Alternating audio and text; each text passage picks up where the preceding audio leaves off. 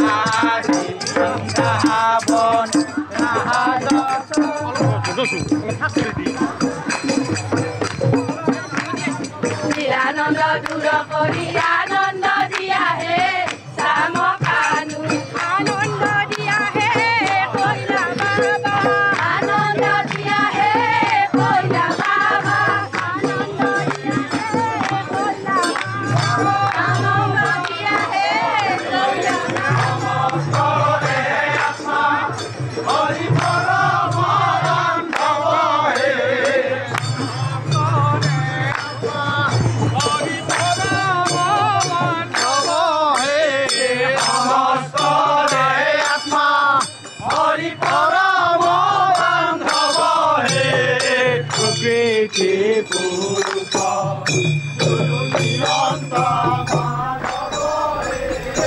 নৱজিত পায়ন আপোনাক ধন্যবাদ জনাইছোঁ।